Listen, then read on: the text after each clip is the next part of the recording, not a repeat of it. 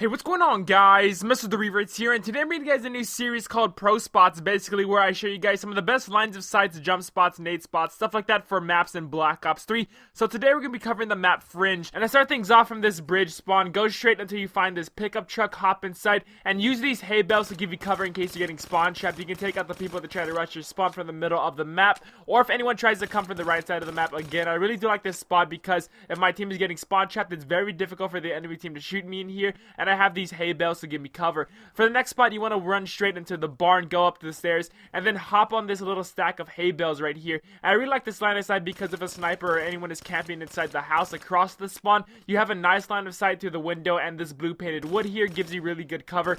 So use this spot in case anyone is sitting inside that building in the opposite spawn.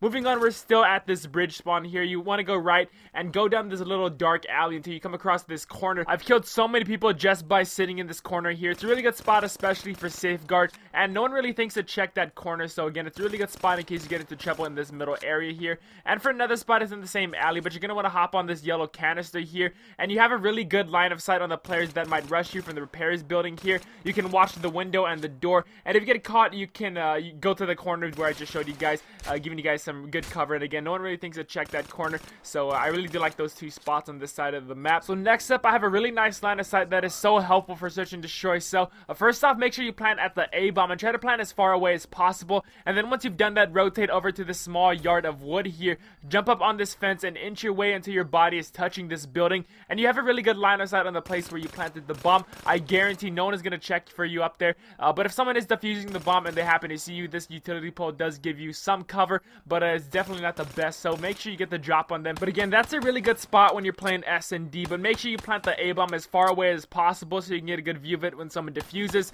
And for the next spot, it's right next to the one I just showed you guys, but you're going to want to hop on the opposite side of the fences, go into crouch mode, and inch your way until you have a good enough cover from these spikes here. And as you can see, I can pick off anyone that runs into their spawn from the middle of the map or inside the building here. And the really cool thing about this spot is the bullets cannot penetrate these spikes here, making it very hard for the enemy team to shoot you down. So when you have to reload, I recommend going into crouch mode, but one thing to be careful of is the flank behind you, so either have a teammate watch this corner or something like that. Next up, we have this truck right in front of the fences. You can either do one of two things: stand up and pick people off this way, or you can make it very difficult for the enemy team to shoot you by going into prone and aim through these little slits through the truck here. And as you can see, this spot makes it very hard for the enemy team to kill you. This whole middle of the map is a high traffic area, so you're gonna get a good amount of kills if you just use this spot here. Now moving over to the opposite spawn, sometimes I'll sit back here, and on this side there's a lot of little head glitches you can use, so I like to move to each one a couple times in a match just to confuse the enemy team.